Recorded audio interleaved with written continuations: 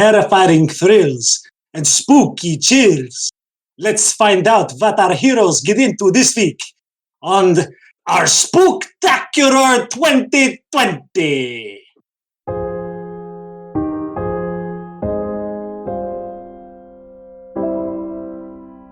He needs more and less blankets.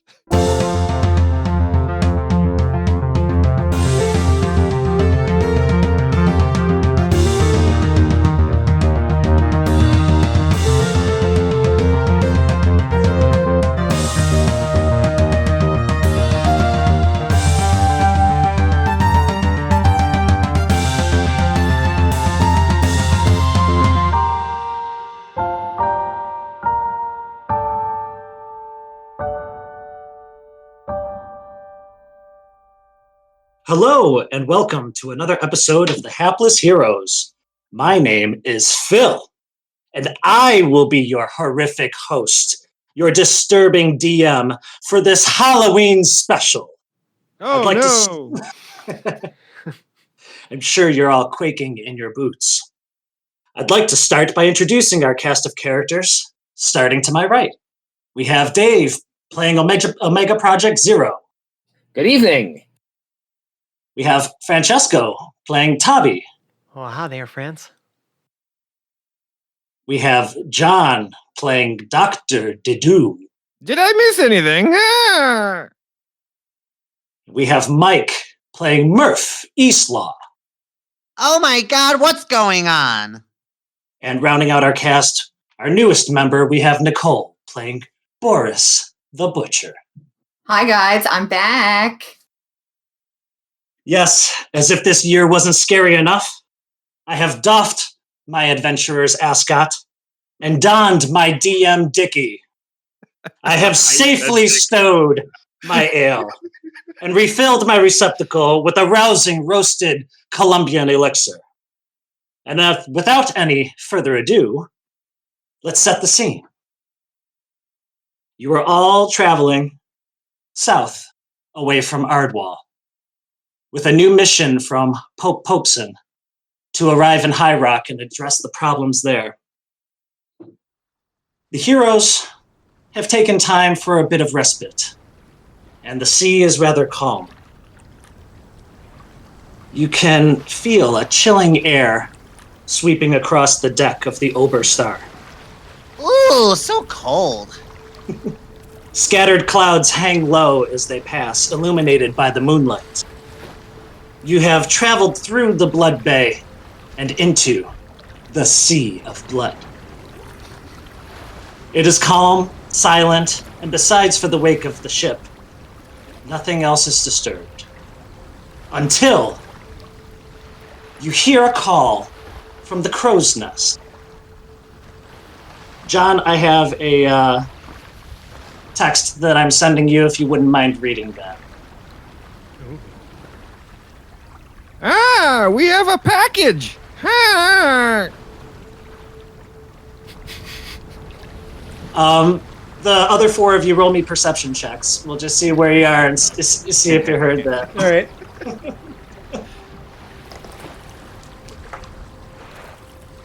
Yes. 18. 25. Okay. 23. Okay. All right, all of you. So you can hear clearly Dr. Dedu shouting from the crow's nest, and suddenly a loud thud erupts through the ship as something heavy lands on the deck.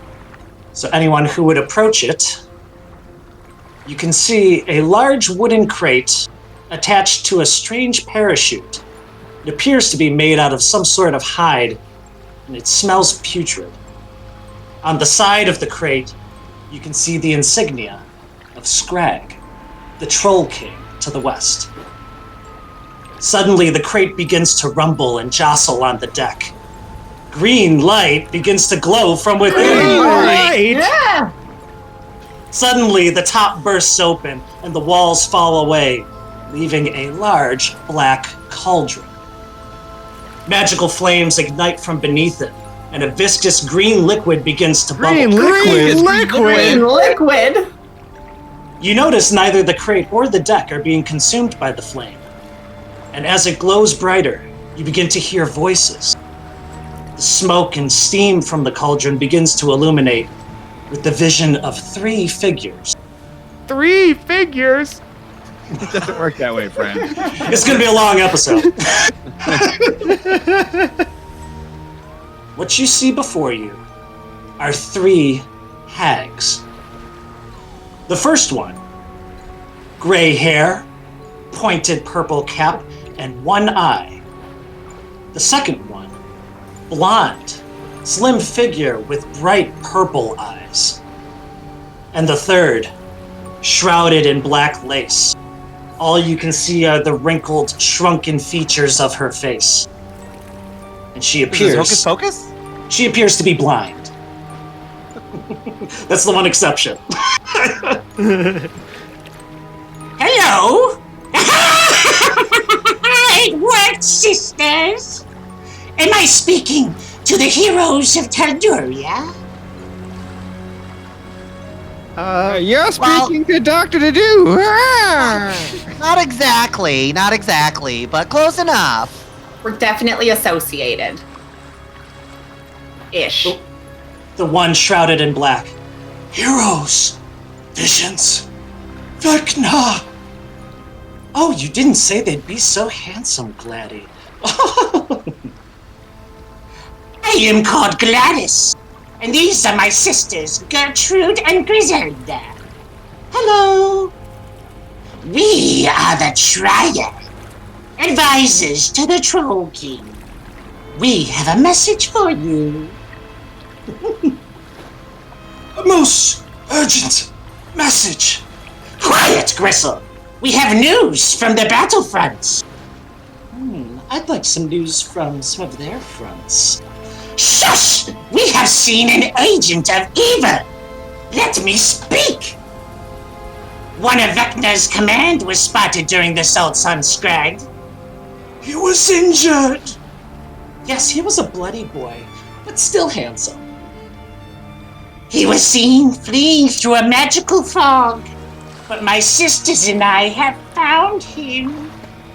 Ruins. Souls. Bound. I scried on his junk. Quiet, sisters! There's not much time! We believe him to be in the southern region of Carnassus. There is an island off the cape called Ouija. It has a steep mountain range, and at the base of these mountains is a petrified forest.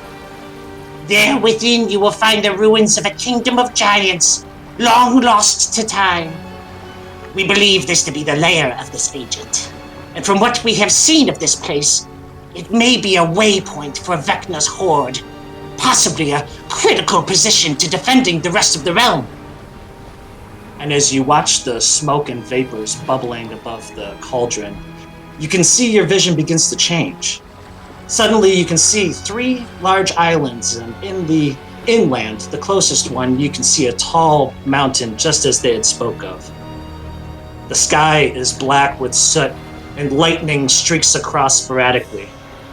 And you can see, down within the forest, a prominent hill rising up through the trees.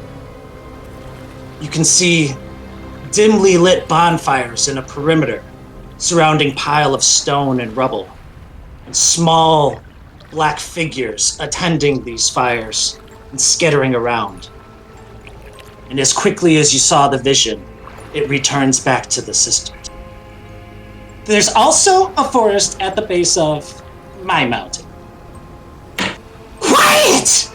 Oh, I cannot stand you. Is it petrified too? Keep it in your pants, Gertie. Wow. It seems very little of Vecna's armies reside here now, but we believe that may change if not addressed. Giants! Souls! Blood! Hey, so are you guys single? Confound you wenches! Let me speak! You are on your way to High Rock, yes? How convenient. We implore you to investigate this island, find the agent, and rid this world of him. This may be our only opportunity to strike, while one of Vecna's command is weakened. Treats! Treats! Oh, yes, fine, Gristle. Shush. Reach into the cauldron. Inside you will find a small bundle. Gristle here insisted we spend all night making them for you, so use them well.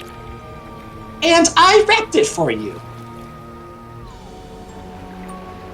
I do like treats. And Dedu kind of like waddles over and sticks his head in. Yeah, of course he does. Always head first with him.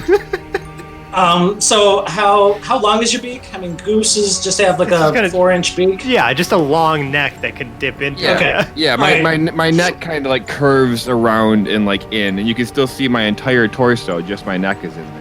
Okay. I'm not going to make you roll a check because it's a thick, viscous liquid, and there's the only solid bundle in the bottom. But in fact, you do find something solid wrapped in some sort of cloth. And as you pull it out, it is indeed a small little bundle that seems to be wrapped with a rat's tail. Gross. Dedu would try to open it because he thinks there's snacks inside. Okay, and indeed, it's not a complicated knot. It's more of a rubbery tail loosely tied around. So you can open that up, and you do indeed find out that this piece of cloth is in fact hag panties. Oh my god. No. Dedu is completely unfazed. Okay. Does Dedu have to roll? Like, does he? I mean, I'm assuming this old man has been around for a while. They're rather sticky, so I mean that's the main senses that you're getting is whatever it was boiling and bubbling in. But it seems unharmed. What you see is a small little pouch, and next to it, a eyedropper. And inside this small little vial, you can see a cloudy, almost slightly pale blue shimmering liquid. Across the veil you must pass. 2 planes wrapped in one. Find the well that death was cast. Be sure the deed is done. So what my sister's trying to say is if you're ever around Scrag, you should just give us a call. Damn you, hags! This was my cauldron chat and you both hijacked it! Well, what say you, heroes?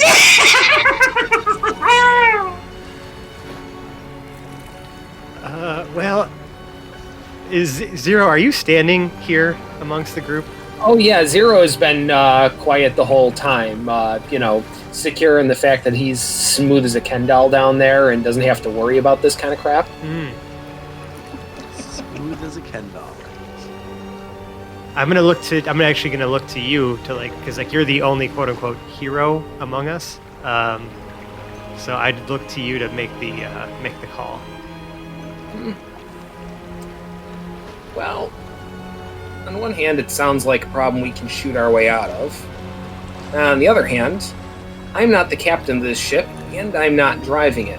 Which means whoever is the captain, if we were to take a detour, it would drive them, Quinn, absolutely insane. So yes, we should do this. Well, alrighty then, it's settled.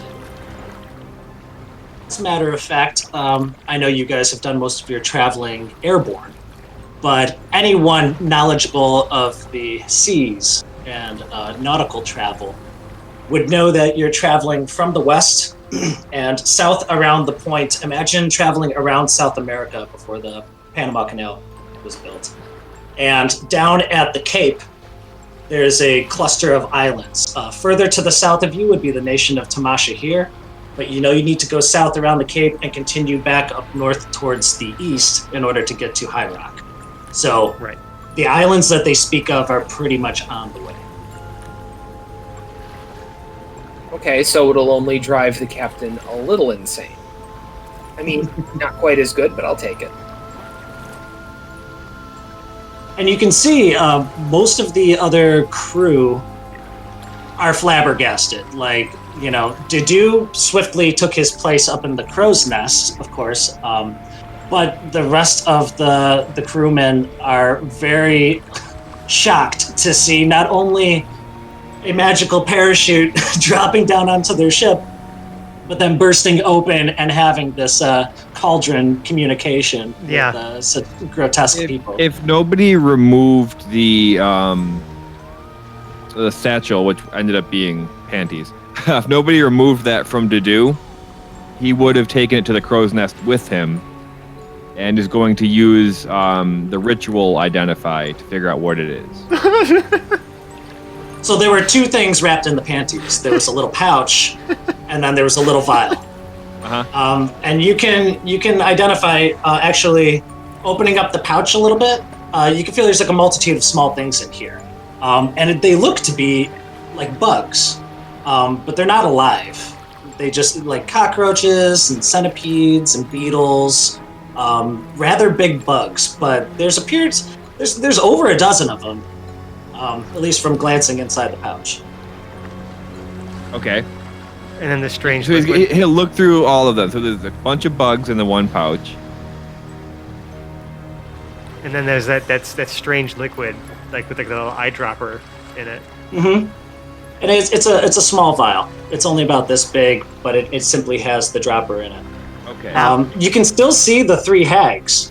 They kind of posed like, are you going to do this? Would you like to do this? And they're all like eagerly awaiting. Oh yeah, we're gonna do it. Zero said we're gonna do it, so we're gonna do it. Don't worry about it. We'll take care of it.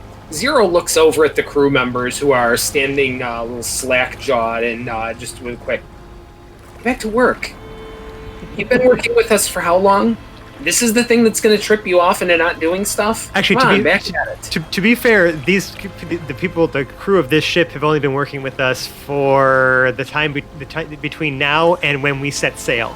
So okay, that doesn't change Zero's position on this literally at all, because he could not tell the difference between people who have been working with us for years and people who have been working with us for 10 minutes. Does your mug say anything different now, or are you still? You know what I mean? Because like you could literally get the whole crew behind us by just swinging a mug of a different, title.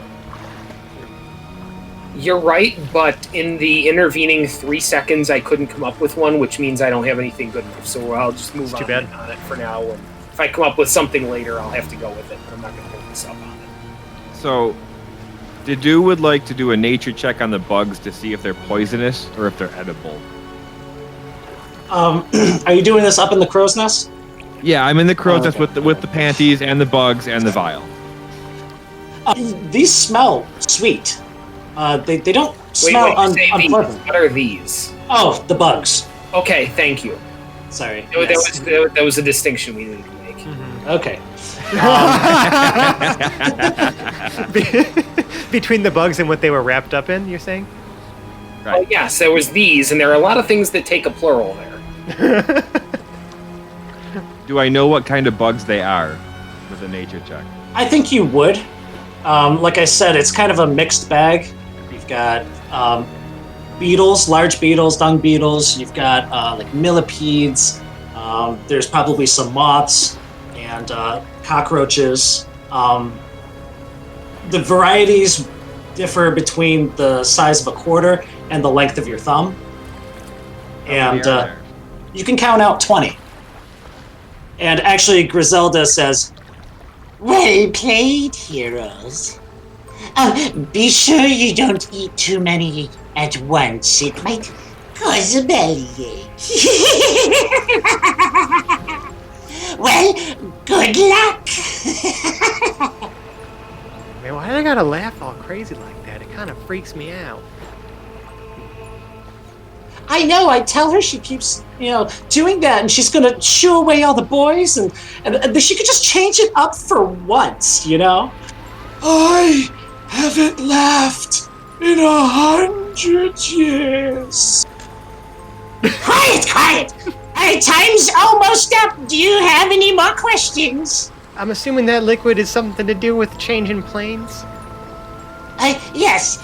It's a single dose, but it should last about 10 minutes. Make sure you drop equally into both eyes. I'm gonna send my mage hand up to Dedu and take the vial.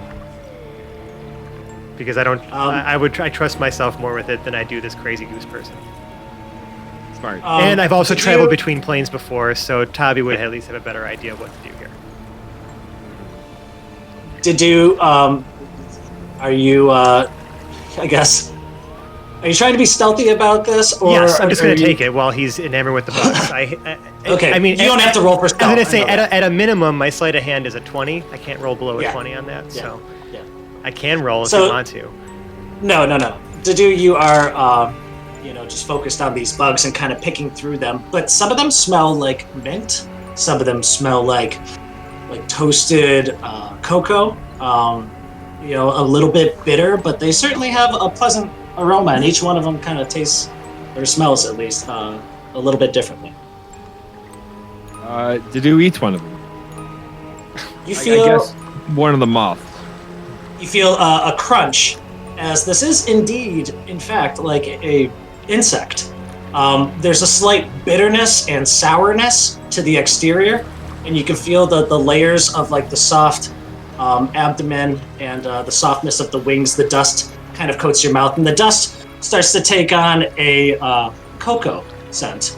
And then you start to taste almost like a dark chocolate truffle. And you gain 1 temporary hit point. Oh. And you have about 19 left. Does Just hang on to those. We may right, we does may need them later. Does Dedu recognize? I mean, he would recognize that something magical had happened to him, right? Yes. I feel like Yes. that's why he told you what the effect was, right? So But you don't feel any adverse effects. You're not woozy. You're not nauseous. Because the insides have been transformed. The outside is still the same. Dedu is going to sit up there with the bugs and use the identify ritual to just. I mean, it would take him 190 minutes to get the rest of them to know how many each one of them was, or which one does what. Well, you can wager. Oh no! It only takes me. It takes me a minute. Okay. Certainly, you have some time to go through. After the first 3 or 4, they might taste or smell slightly different, but they all have the same effect: a rejuvenating restoration. Okay. Okay. So it seems like each single one of them like adds +1. Mm-hmm. They're not as good as cocktail sausages, but I do believe they add a little more to me. that's disgusting. Someone want to go tell the captain we're gonna make a quick detour? I would be delighted. And I was gonna say, and Tavi puts his finger on his nose. Yeah, Murph takes every opportunity to go talk to Captain Quinn Southwind. Yeah, you're taking every opportunity to go kiss ass to yourself. It is what it is. It's not my fault. It's not my fault I play a character that likes my other character. Well, what does the captain It feel is your about fault. Murph? Exactly. It is my fault. I mean, like, as long as he's, like, not off course, I don't think Quinn's gonna really care what the interns are doing. Yeah, we just need to make a quick stop. Like, we have to. Because I'm Yeah. assuming this ship I mean, is like- probably traveling faster than normal with Quinn's newfound, abilities, right? So we're able to get places a lot quicker. Right. I'm wondering if is there a place around that area where we would stop for rations or something like that? No, I mean, I think it's fair to say that the ship, and just as a DM's note, right, for like the ship was supplied for the journey. Like the Sea Lords are used to long stints at sea. There would be no need to stop off to resupply on a ship this size. So I guess his main concern is like not stopping. Like he wouldn't want to stop. Well, you do know from your last, endeavor sailing that something had changed about you where now you can control the velocity of the sea travel and you have an innate sense of how to navigate the waves and shores. However, you do know that, like, even though you passed remarkably, after each time you command a vessel like that, there is some sort of tax, that you may feel a strain on your body or on your senses. Last time you felt great, but you're at least aware that possibly the longer you travel, the more or less likely you may be to exhaustion or some sort of fatiguing effect. I think that makes as sense. it stands, you traveled from the Tri-Nation Peninsula back to Ardwall, and it took you a matter of hours. Right. For you to go to High Rock, it might take you upwards of 16 hours if you went straight. As it is now, you guys kind of just sailed out of Ardwall, and you had a course, but you didn't go guns a-blazing straight through the Blood Bay. Now that you've reached the open sea, I think that if you wanted to, you could be traveling at a much higher rate. And then at some point would need to, like, just for physicality's sake, have some sort of rest. Yeah. I don't have all the specific details of your new power. I think that makes sense. I'm just trying to logically think why Quinn. I mean, would be nor does okay. Quinn necessarily, right? Like Quinn is still kind of figuring that out. Yeah. But I think that here, fellas, if anything, though, we could just tell the captain this is a good opportunity for more fame and glory or whatever. I mean, I know he's into that sort of thing, and maybe he'll be convinced to, stop the ship for a little while. Yeah, I find it weird to try to persuade myself at this point. So, as the character player, I'm gonna just say that Quinn will take an opportunity to rest and make time for his fans. So, down near the quarters, you can hear some retching coming from one of the rooms. You recognize it to be Hedrick's room. And you can just hear this, like, oh, damn it, why did I get that tuna omelet? Oh, I need more blankets. And less blankets. So you can, Oh, poor Hedrick. Seasick and poor choice of food. It means more and less blankets. I'm afraid you're right. Trying to be helpful, Boris both brings him a new blanket and takes one of the ones that are already in the room out. Boris, your dream. Oh, thank you. Don't get too close. I don't want to. I'm getting right out of here. She runs out of the room and slams the door behind her. And he waves thank you as he rolls over. Amazing. So, Captain, we have not a deviation from course, but we have a new spot to go. And if there's anything else you guys would do now to prepare, you recognize you're going to be stopping about half as soon or twice as fast as you expected to for the trip that you had planned. This spot is like about halfway. Yeah, I think Toppy would be ready. Okay. I immediately take the blanket I took from Hedrick's room and throw it over the side of the ship, but otherwise I'm good to go. Zero is going to take over either a conference room or some other room with a large table and do a pretty exhaustive teardown and rebuild of Reason on the way there, mostly just to take over an entire room. You need something to feel like lab on the way. Awesome. And Dedu? Dedu would be visiting with Pregnart, making sure he's loaded up on cocktail sausages. Actually, I don't know if That's really Pregnar all would it- be on the ship. I think Pregnar's probably still on the airship, so you're flying solo. Oh, buddy. well then I guess he would be frantically making sure he has enough cocktail sausages. for his own and journey. and finding out who in the galley can make a good cocktail sausage. Okay. Very good. So, With do we want to do a Dedu looking for a chef to make him cocktail sausages montage? We haven't done a montage in a while. We haven't done a montage in a No. while. I mean, but I don't know if that's cause enough for a montage there, John. it's like This is a cocktail sausage montage. Yeah. All right, well, it just there it is. It just happened. So Now canon. You're welcome, world. So, you're cutting across the waters, just as fast as you had before, a greater sense of urgency. Now you see Quinn at the bow with his arms out, and the back of this ship is casting a rooster tail 30 feet high into the water behind you, and the wake is just ripping the sides. Amazing. You rapidly approach the Cape of Chronessus.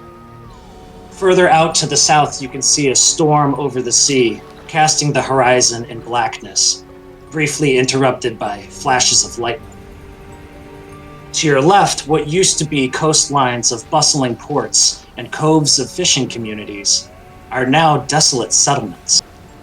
With the fall of Tarantus, the Kingdom of Chronessus has been declared an exclusion zone by the Omega Project, and it appears these lands have all been deserted. You draw nearer and see 3 large islands. The Isle of Ouija is exactly how the Triad described it.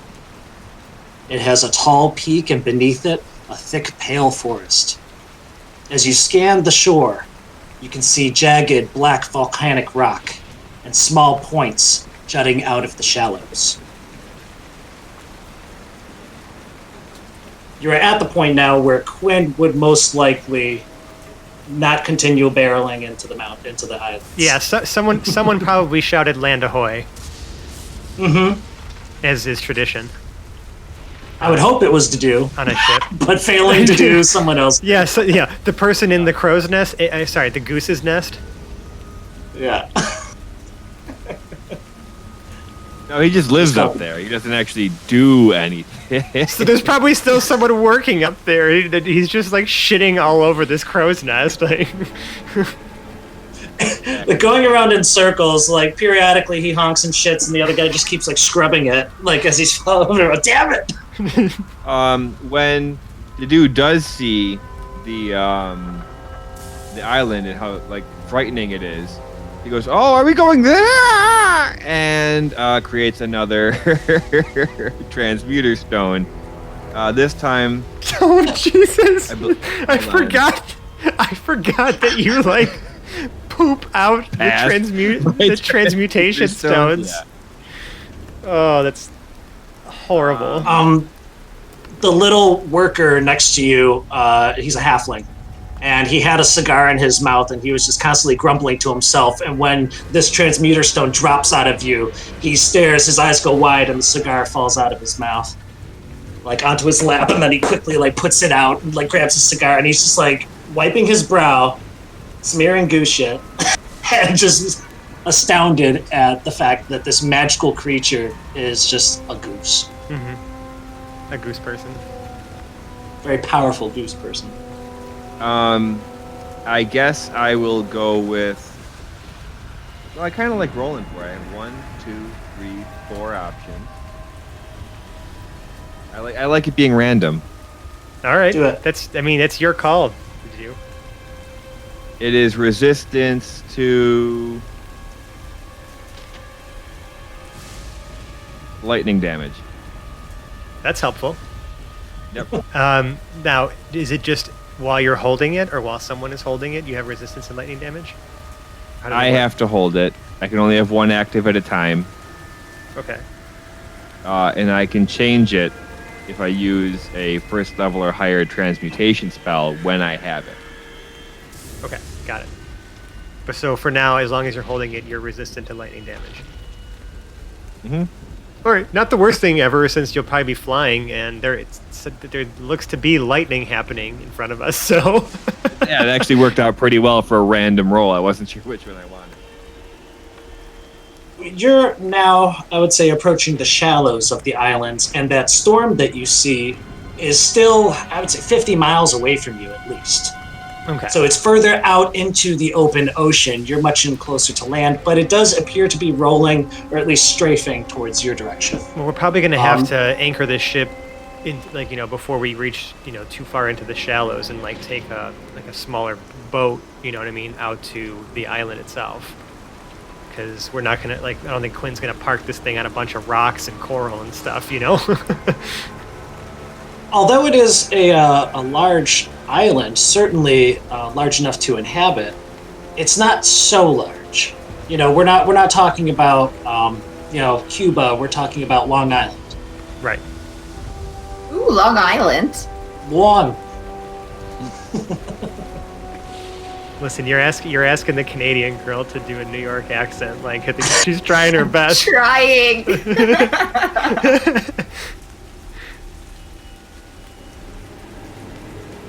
Captain, what is the course you wish to take? Well, he's playing Murph tonight, so the captain. Oh, I'm sorry. That's right. Yeah. Well, I'm just curious, like if you would be making those calls. I just think that he's definitely looking to probably take like a halftime rest. So Okay. like we're about halfway where we need to be, so he's going to take this opportunity to rest and like be able to gain up speed for the next segment of the voyage. To drop anchor, literally and figuratively. Right. You actually you notice a halfling crawl out of the crow's nest, and he's got these thick mutton chops on the sides, and he's scurrying down the ropes, down the ladders, and he's back onto the deck. And he says to Murph, he says, You guys are gonna want to find a different spot around this island. This looks like a whole bunch of reefs. In fact, I think I might have seen some shipwrecks around here, but I don't know who's gonna steer, but this place looks no good. Would we be able to take one of the smaller boats on the side and row to shore? I suppose. I mean, I saw some pretty dark patches. I don't really know these waters too well, but from what I saw up there, it gets pretty shallow, pretty hairy.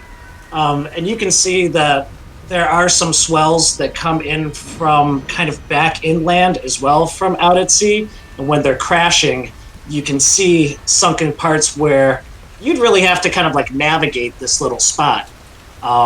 With a rowboat, you would be taking your time not to like bump and get swayed into different things. I know, but just like taking like a destroyer class vessel and like try to plow it through the coral reef sounds like a worse idea. Yeah. Well, I'm saying even with a dinghy, some of this stuff sticking up out of shallows. Yeah, there's going to be some proximity. Yeah. But well, there is another side of the island. I don't think we'd be too much trouble to just go around real quick. This side just looks awful. I mean, yeah, let's try to find our best way to get there. Can't our magic captain just like wiggle his fingers and jump over all the stabby bits? It's possible. We could ask him. you are getting closer, and you can see masts sticking up out of the water. Certainly this area looks like enough little like lumpy rock bits that you can see. There's probably way more beneath the surface. Yeah, it's probably best if we try to find a way around and find a good place to like actually get to shore. It's not that hard. It only takes some moments. Didn't you pilot the airship? Don't you know how to do any ship? No, there's all kinds of issues with fluid retro redynamics and some problems with the ballast buoys, and there's this real problem with some defrenulation. You don't want anything to do with any of this. Oh, yes, of course. Right. You're absolutely correct. We should probably get Quinn again? I don't really know. We'll just have. He's probably above deck at the mast, right? There's no below deck steering to this thing, so I'm sure we could just kind of get him to just steer this thing around, like just without magic. Well, even if he was, below decks, all Quinn has to do is merely approach the edge of the ship, look down to the waters, and say, "Take me there." Around it is. Take me around. And surely enough, there's another smaller island next to Ouija, and you can get all the way around that. And on the back side of the island, you can see a black sandy beach. Whereas the other side on the inland, it's all rough. On the outer side, facing the sea, it's all black sand and it's very smooth. You could run this boat right up to the shore at this point. You get out, in a dinghy for maybe 2 seconds and you're on shore. You can see that it's low tide right now, and there are docks, or at least makeshift docks, further down from the sandy shore part. and you notice some small structures resembling huts. You don't see any movement whatsoever. Looks like a civilization. Zero is immediately going to shoulder reason and proceed tactically towards the huts. All right, that's we got structures here. That's going to be our first place to secure the structures. Let's give ourselves a nice LZ here, folks. Nice and easy. So I guess we'll head to the dock area. Probably like anchor the ship not far out from there. 'Cause I'm not sure if they have room for like a ship of this size, right? 'Cause it is a rather large vessel. So we what can you just see would be row out there, more yeah. so simple cargo ships or fishing vessels. Yeah, as I say, like fishing This vessel is kind small of dock. scale. Right. Yeah. Yeah. So yeah, we could just like anchor not far out, row the rest of the way, and get up onto shore. No problem. No checks needed. As you find yourselves ashore, all of these structures, all of these huts are rather dilapidated, many with the roofs flapping in this coastal breeze that is picking up. And the docks are floating, and they seem rather sea-weathered. Although structurally intact, they are free-floating and they do not appear to be new. You see various footprints scattered about, but you don't see signs of life. You don't see foodstuffs or equipment or anything like that. Everything's rather desolate. Would I actually? And you can. Since we never, sorry, I don't mean to interrupt, but since I realized that this is not a skill that gets used very often, but would I be able to make a survival check to determine how fresh the footprints are? Yes, please. 23. Absolutely. The footprints that you're seeing, although, the spots in the sand, you can't make out anything. You can tell there were footprints there, but it's been too long of a time has passed to blow it around. But when you do reach like the docks and more of the solid footing, you're picking up trails. You're seeing how someone was moving in a direction and leaned against this house, and you can see a dried streak of blood across the doorway of one of these huts. You can see a basket that's turned over, a couple of rats munching on whatever grains are left inside. It appears nobody's been here for a while. It appears all of the tracks are heading in a direction along the coast, past the docks, and then curling into the forest. Okay. And you can see at the edges, it's green. At the edges, you have sort of shrubbery and low growth, very tropical. But as it moves closer in, you can see the trees get weepier. They kind of hang lower instead of straight up, and they are a pale gray. Interesting. You can see what look to be some signs of struggle. You see different sizes of footprints, from what you would imagine from halfling size to giant size. Interesting. So quite a difference. I mean, obviously, I relay this information to the rest of the party, and just note that we should move cautiously. Dedu is flying kind of circles and laps above everyone, and once they start headed towards the trees, he's going to kind of fly down and perch. Now, are these trees solid? Like, are they stone now? Or like, what has happened to these trees? They seem petrified. Yeah. Where you have greenery and big fan leaves and palms at the edge by the coast. As you get further in, they become less leafy and more stone-like. You can notice even with the strong breezes, these trees are barely moving. So they even the ground itself, there's very little ground cover. You're not hearing any sounds of wildlife, except for off in the distance, possibly on the other side of the island, you can hear wolves. And not one, not two, but a pack. And you can hear them a ways away, on the other side, possibly on the other side of the peak. But that's how silent it is right now. Are the trees super close together? Like, would Dudu be able to keep circling and fly down as needed and see everybody the whole time, or should he be on ground level? That's my question. Well, actually, when you fly up, you can see in this direction, the same area where you've seen everybody walking into the forest. Following that direction towards the peak, you can actually see some faint trails of smoke. And it's only maybe about 2 miles from where you are. The area that you find yourself in is really dense and thick. However, what you're walking through seems to be a broken path. Something large or many things have come through here and forged this trail. It's not completely clear, the footing is uneven, but you do see some trees completely removed and thrown to the side. Well, I think that's probably the way we need to start heading. I'd say we just go quietly and, just keep your eyes peeled. When there are clearings, Didu will try to get take off a little bit and scout ahead, kind of, and then return when the group starts to walk through again. It's like every once in a while you'll see him take off and kind of do a lap and then come back and join with everyone again. Okay. And Boris is going to keep her eye out for a tree that looks like it's, high enough above the other trees and climbable, where she might be able to scout ahead and kind of see what we're walking towards. Just so, yeah, it's almost like just making sure that we're kind of continuing to head in direction of like those smoke trails, right? Like that seems to be where there might be any kind of signs of life or unlife. Yeah, and I want to see if I can see where those are coming from up higher.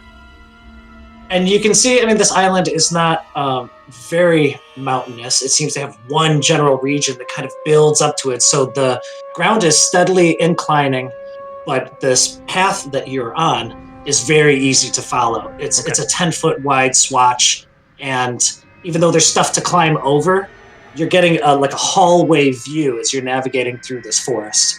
And it's oddly bright. Because of the moonlight and the light reflecting off of these trees, it's very easy for you to see your way through.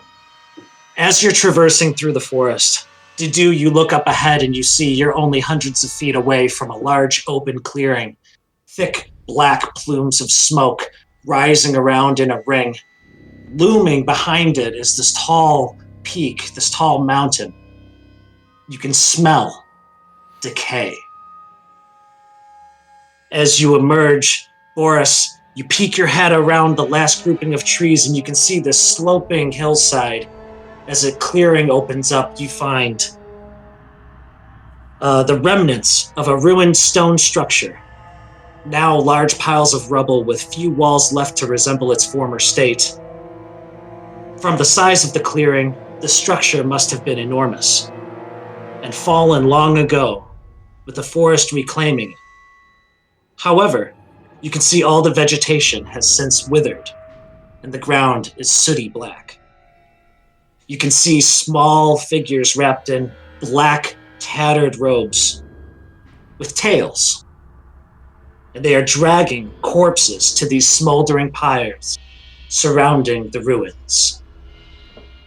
And that's where we're gonna leave tonight. We'll have to find out what happens next week. I guess we will. Oh boy. Ooh. I'm going to hand it over to Fran. Yeah, so guys, if you like us, you could find us on the internet. We can be found on such places as Twitter and Instagram at Hapless Heroes, or on Facebook or Reddit. Just search for Hapless Heroes Podcast. All of those places will point you, though, to what we consider to be the crown jewel of our internet presence, our Discord server, where you can meet and interact with us on a daily basis. In fact, that's where we even received the suggestion to have Phil host this Halloween special to begin with. So thanks for the suggestion. We're having a great time. Thank you. But if you really like us, you could leave us a 5-star review on the podcast service of your choice. Really helps us, grow in the ranks. We also just love reading your kind words. And if we see those kind words that you've written about us, we're going to say some kind words right back to you on the air to tell you just why we think you are the 5-star human that you are.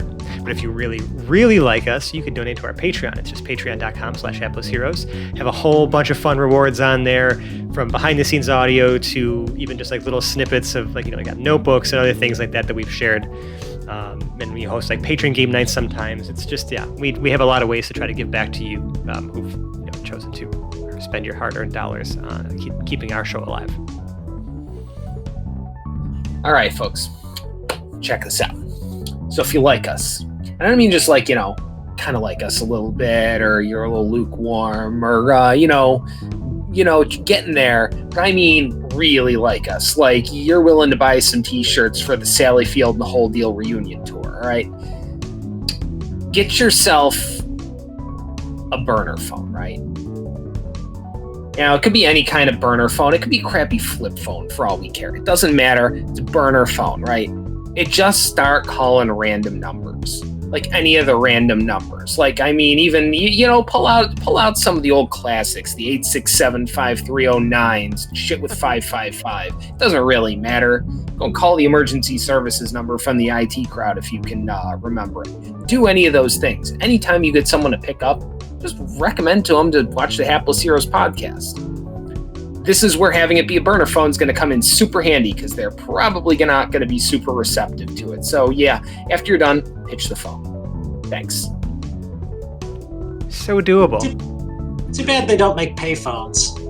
Because that's what I wish. Bring back payphones. Yeah. If you really love us. Communications professional, no, don't. All right. I would like to begin our outro. Starting to my left, we have Nicole playing Boris the Butcher. Things are getting spooky. We have Mike playing Murph Eastlaw. I'm getting a chill. We have John playing Dudu. This doesn't look good. Ah! Francesco playing Tabi. I don't know if it's just being around to do, but I got goosebumps. And possibly the most chilling character of all, Dave playing Zero.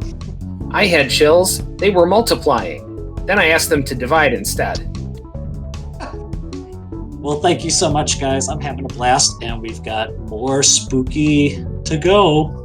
We'll see you next week. Thank you. Bye-bye. Bye-bye.